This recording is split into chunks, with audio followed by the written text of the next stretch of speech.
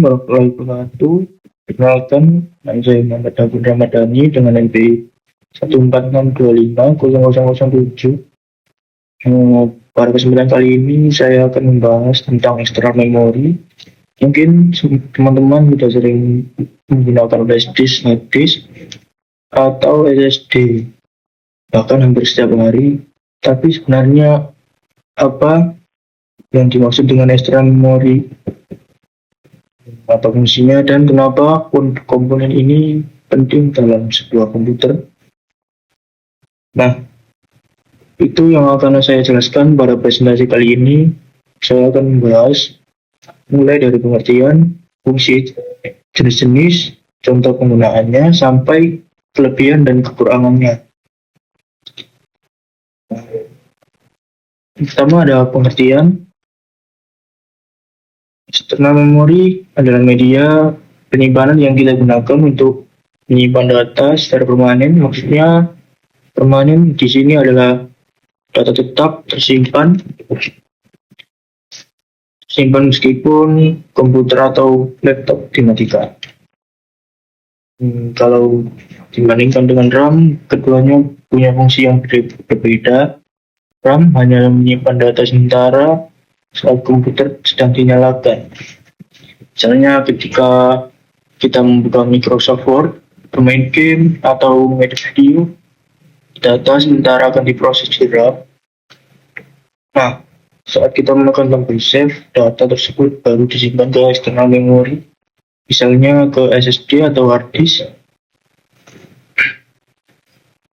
Jadi bisa dibilang external memory adalah tempat penyimpanan utama untuk semua file yang ada di komputer, mulai dari sistem operasi, aplikasi, sampai foto dan video, dan dokumen yang kita miliki.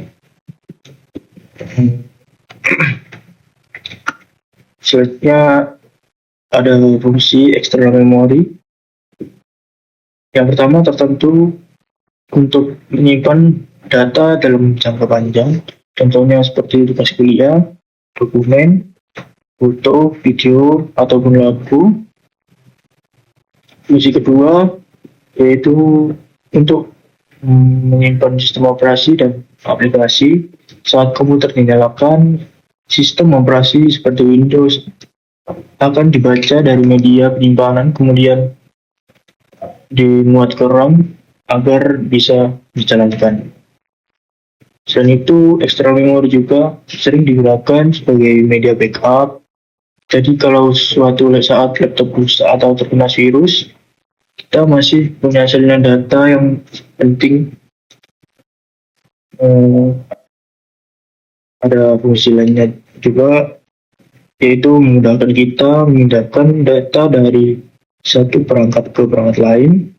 Misalnya, kita ingin mengecek tugas di tempat fotokopi atau mempresentasikan tugas menggunakan laptop komputer kampus, kita tinggal memindahkan file ke flash disk.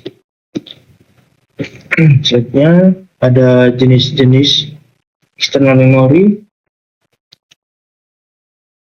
Ada beberapa jenis external memory yang sering digunakan.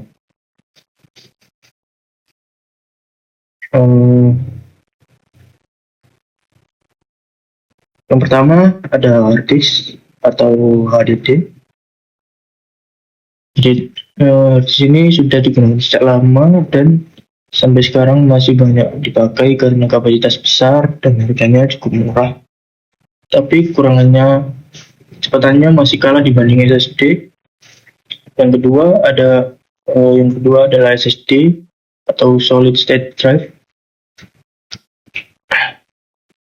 Sekarang banyak laptop baru yang sudah menggunakan SSD karena proses booting, membuka aplikasi, dan memindahkan file jadi jauh lebih cepat.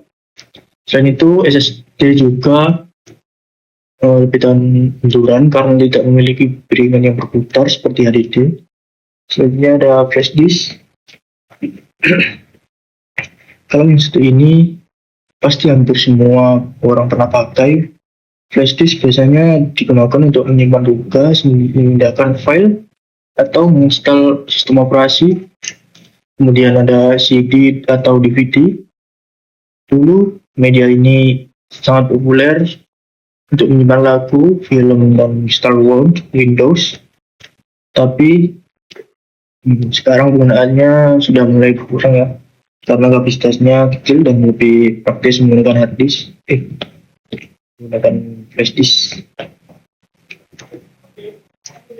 Terakhir ada memory card. Memory card ini biasanya digunakan di HP karena ada seperti kamera digital, drone, atau action kamera untuk menyimpan foto dan video.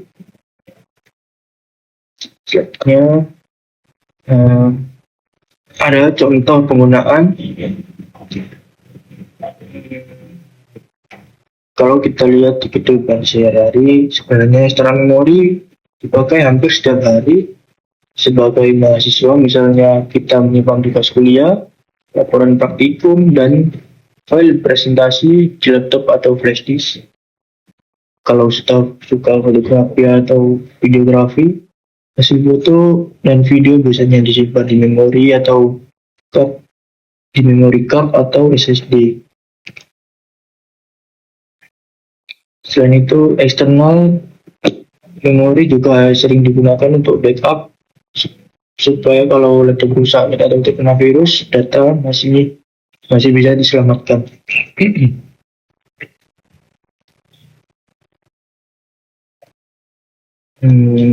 Selanjutnya ada kelebihan. External memori tentu punya beberapa kelebihan. Yang pertama, kapasitasnya besar. Sekarang sudah banyak HDD dan SSD yang kapasitasnya mencapai 1 terabyte, 2 terabyte, bahkan lebih. Kelebihan keduanya adalah data tetap aman walaupun komputer dimatikan. Jadi kita nggak perlu khawatir kehilangan data setiap kali laptop dimatikan. Selain itu, banyak media penyimpanan yang nggak dibawa. Misalnya flash disk yang ukurannya kecil bisa dimasukkan ke saku, dan juga dibandingkan beberapa tahun lalu, harga media penyimpanan sekarang juga semakin terjangkau. Selanjutnya ada kekurangan.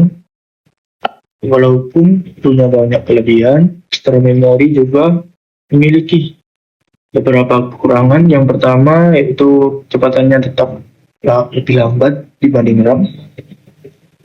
Karena memang fungsi RAM dan external memori berbeda. Selain itu, media penyimpanan juga bisa rusak. Misalnya hard disk jatuh atau lamburan, datanya bisa saja hilang.